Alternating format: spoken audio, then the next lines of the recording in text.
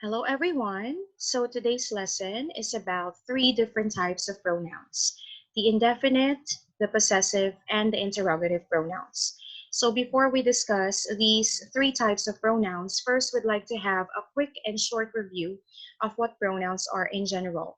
So if you would remember in our previous lessons, we defined a pronoun as a word or a phrase that we use in replacement of nouns, okay? Or in short, we use them in place of nouns if we don't want to repeat the name of the person or object we're talking about in our sentences over and again. Okay, so we have in here our classic examples of pronouns. So we have he for males, we have she for females, it for objects and ideas and animals, and they for plural subjects. And also we have we. So if you would remember again, these are all personal pronouns. We have different cases of pronouns. We have the personal, the possessive, and the objective. Okay, so right now we'd focus on three types. Okay, one of them is the possessive case, which we would delve into later. Okay, so now we'd like to focus first on what we call indefinite pronouns. Okay, so when we say indefinite pronouns, they show unspecified objects, people, places, and others. So focus on the word unspecified. When you say unspecified, you mean not exact or not specific, okay? So we don't know exactly who or what is being talked about in our sentence. So the first set of examples right here would be in the singular form. So if you would recall once more, when we say singular, we are referring to only one subject in our sentence, one person, one object, okay? So we have the following: anybody, anyone, anything, each, either, everyone, everything, little, much, neither, nobody, and no one. So let's try and use one of these singular indefinite pronouns in a sentence, okay? So let's try and use anything. So anything is possible in online learning. So what do we mean by that? We did not specify the possibilities in online learning. We may be referring to online games or videos or online quizzes and activities, interactive stuff that we take in online lessons, okay? We're not sure exactly what is it that's possible in online learning, okay? So at this point, if you have your pen and paper with you, you can pause the video and jot down some other examples of, or use the following singular indefinite pronouns in sentences. Okay, so now we'd like to proceed to the second set, the plural indefinite pronouns. So as opposed to singular, when you say plural indefinite pronouns, these are pertaining to more than one subjects, okay, in our sentences. So we have the following. We have both, few, many, others, and several.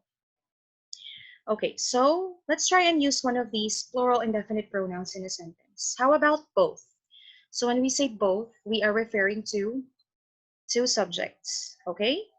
So a couple of subjects paired together. So let's say both math and English are easy subjects to study, okay? Now, we have the pronoun others. How do we use it in a sentence? Others are easy as well, but not as easy as math and English. So again, at this point, if you have your pen and paper with you, then you may choose from among the following plural indefinite pronouns and try using them in a sentence. So the last set that we have would be indefinite pronouns that may be used in the singular and the plural sense. Okay, so we have all, any, more, most, none, some, and such. So let's try and use one of these. Let's say all.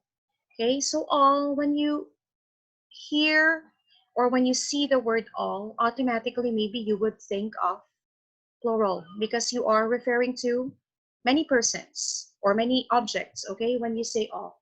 But let's try and use all for both singular and plural. Okay, all the members of my family are supportive of my online learning. Okay, so in that sense, did I use the pronoun all as a singular pronoun or a plural pronoun? What's your guess? Yes, I used it as a plural pronoun. All the members of my family are supportive of my online learning. So what if I'd like to use it in the singular sense? Then I can say, all my family is supportive of my online learning. So in that sense, you're not referring to the individual members of your family anymore, but you are referring to the entire family as one group. Okay? So at this point, once more, pen and paper, jot down some examples. Use any of these pronouns in your own sentence. Okay, so trying it out, let's have a look at this example as well. Somebody is doing something somewhere. So it's a very tricky sentence. Somebody. We don't know who this somebody is, okay? She may be your teacher or your mom or an office worker. Something. What exactly is it that she's doing? We don't know. She might be typing out a letter. She might be doing her online classes, or she might be searching for interesting videos, right? Somewhere. And where exactly is she doing it? We're not sure. So again, if you would notice, all these indefinite pronouns refer to something which is unspecified or not exact, okay?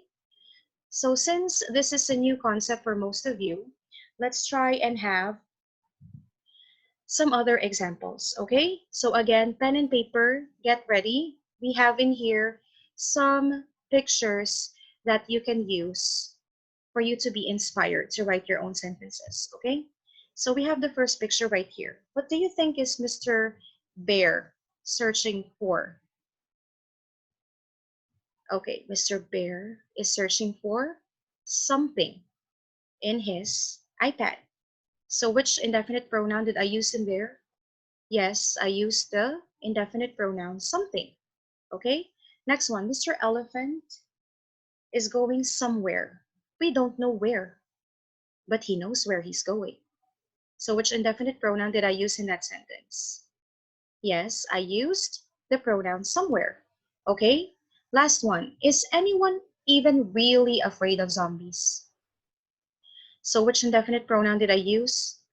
Yes, I used the word or I used the pronoun anyone. Is anyone ever really afraid of zombies? Okay, so try and write your own sentences. Be imaginative and be creative. Okay, so now that we're done with indefinite pronouns, we will proceed to the second type of pronoun. Okay, we have possessive pronouns. Okay, so when we say possessive pronouns, these are pronouns that are used to indicate ownership or the sense of having something. Okay, from the root word possess. So when you say possess, it means to have. So the following are our possessive pronouns. We have my, mine, your or yours, his, her and hers, our and ours, and their, theirs.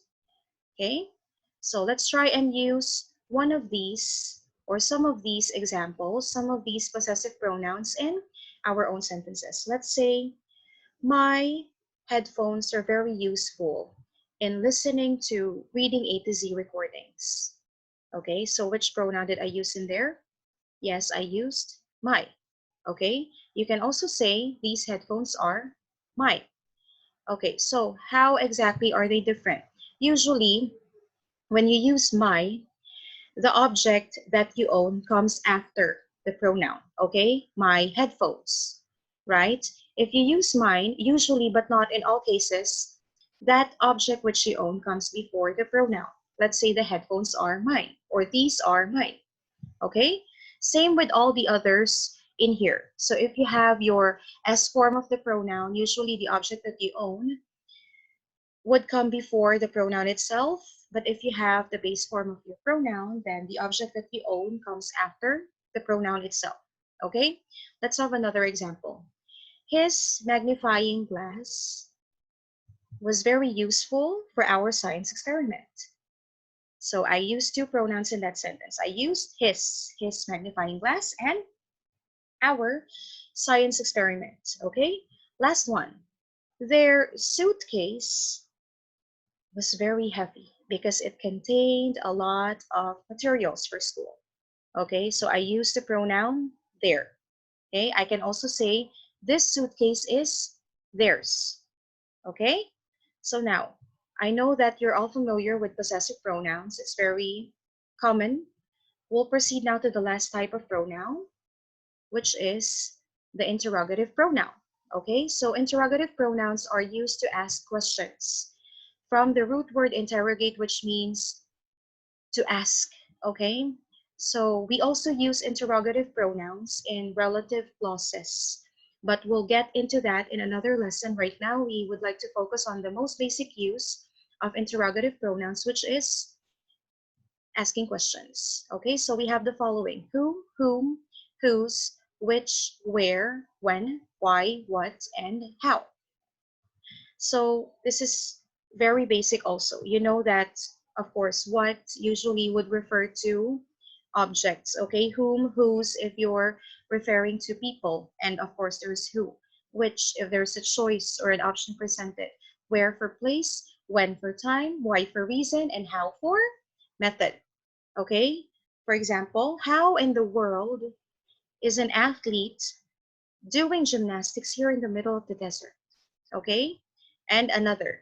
Okay, whose rubber shoes are these? They're very good in leaping distances, right? Okay, so again, pen and paper, and choose any one of these interrogative pronouns. Use them in your own sentences. So I hope that you understood our lesson. So again, we have the indefinite pronouns, we have the possessive pronouns, and we have the interrogative pronouns. Okay, so stay safe, and I will see you soon. Bye, everyone.